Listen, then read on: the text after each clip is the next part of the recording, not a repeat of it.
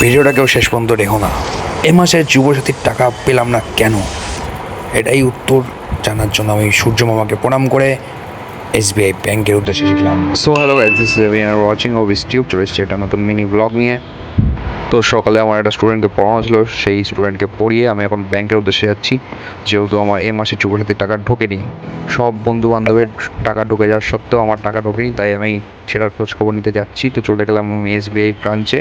অনেকের সেকেন্ড অ্যাকাউন্টে ঢুকে যাচ্ছে, তারপরে ওখানে গিয়ে কেওয়াইসি জমা করলাম। তারপরে গরম লেগে গেলো বলে কাকার থেকে একটু আমপানা খেয়ে নিলাম, গরমকালের বেস্ট রিফ্রেশিং ড্রিঙ্ক। আমি আমপানা খেয়ে রিফ্রেশ হয়ে আবার উত্তরে বেরিয়ে পড়লাম বাড়ি যাওয়ার উদ্দেশ্যে।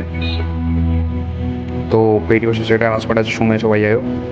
তো এখানে আমি বাড়ি থেকে যাচ্ছি, দেখি এখানে পতাকা ছয়লা হয়ে গেছে, সামনে ইলেকশন, তোমরা ভোটটা দিয়ে দিও যাকে ইচ্ছা। একাকী পথ নামে একটা হরর শর্ট ফিল্ম আমি শ্যুট করতে চলেছি খুব তাড়াতাড়ি। এটা রিলিজ হতে চলেছে আমার ইউটিউব প্ল্যাটফর্মে পুরো ফ্রিতে। তো যারা যারা এক্সাইটেড আছো এখনই চ্যানেল সাবস্ক্রাইব করে নাও যদি তোমরা হরর থ্রিলার পছন্দ করে থাকো। তো